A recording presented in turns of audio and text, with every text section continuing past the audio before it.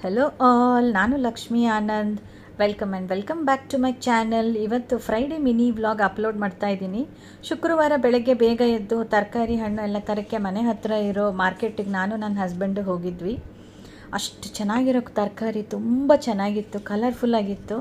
So ಒಂದೊಂದೇ ತರಕಾರಿ ನಾನು ತೊಗೊಳಕ್ಕೆ ಶುರು ಮಾಡಿದೆ. ಒಳ್ಳೆ ಕ್ಯಾರೆಟ್, ಆರೆಂಜ್ ಕಲರ್ ಎಷ್ಟು ಚೆನ್ನಾಗಿತ್ತು. ಅದನ್ನು ತೊಗೊಂಡು ಒಂದೊಂದೇ ಆರಿಸ್ಕೊಂಡು ತುಂಬ ಚೆನ್ನಾಗಿರೋ ಕ್ಯಾರೆಟ್ ತೊಗೊಂಡು ಹಾಗೆ ಮುಂದಕ್ಕೆ ಹೋಗ್ತಾ ಹೋಗ್ತಾ ಹಸಿರು ತರಕಾರಿಗಳನ್ನ ನೋಡಿದ್ವಿ.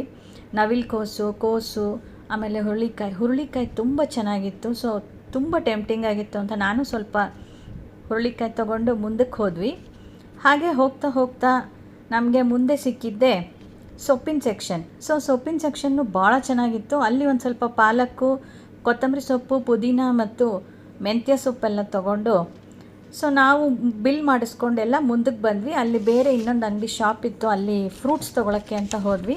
ವಾರಕ್ಕೆ ಫ್ರೂಟ್ಸು, ಬಾಳೆಹಣ್ಣು, ಆ್ಯಪಲ್ಲು, ಮಾವಿನ ಹಣ್ಣು ಎಲ್ಲ ತೊಗೊಂಡು ವಾರದ ಶಾಪಿಂಗ್ ಮುಗಿಸ್ಕೊಂಡು ನಾನು ನನ್ನ ಹಸ್ಬೆಂಡು ಮನೆಗೆ ಬಂದ್ವಿ. ಅವ್ರಿಗೆ ಆಫೀಸ್ ಇದ್ದಿದ್ದರಿಂದ ಅವ್ರು ರೆಡಿಯಾಗಕ್ಕೆ ಹೊರಟು, ನಾನು ಸ್ನಾನ ಮಾಡಿಕೊಂಡು ಶುಕ್ರವಾರ ಆಗಿದ್ದರಿಂದ ರಂಗೋಲಿ ಇಟ್ಟು ಪೂಜೆಗೆಲ್ಲ ನಾನು ತಯಾರಿ ಮಾಡ್ಕೊಳ್ತಾ ಇದ್ದೆ.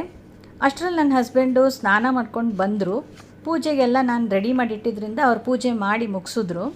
ಸೊ ನಾನು ನೆಕ್ಸ್ಟ್ ಕೆಲಸ ಅಡುಗೆ ಮನೇಲಿ ಹೋಗಬೇಕಾಗಿತ್ತು. ಸೊ ಅಡುಗೆ ಮನೆಗೆ ಹೋಗಿ ಅಡುಗೆಗೋಸ್ಕರ ಮೂಲಂಗಿ ಹುಳಿ ರೆಡಿ ಮಾಡೋದಕ್ಕೆ ಎಲ್ಲ ರೆಡಿ ಮಾಡಿ ಇಟ್ಕೊಂಡಿದ್ದೆ. ಕುಕ್ಕರೆಲ್ಲ ನಾನು ಕೂಗ್ಸಕ್ಕೆ ರೆಡಿ ಮಾಡಿಬಿಟ್ಟು ಬ್ರೇಕ್ಫಾಸ್ಟ್ಗೆ ಚಪಾತಿ ಮತ್ತು ಪನ್ನೀರ್ ಬುರ್ಜಿ ಮಾಡೋಣ ಅಂತ ರೆಡಿ ಮಾಡ್ಕೊಳ್ತಾ ಇದ್ದೆ.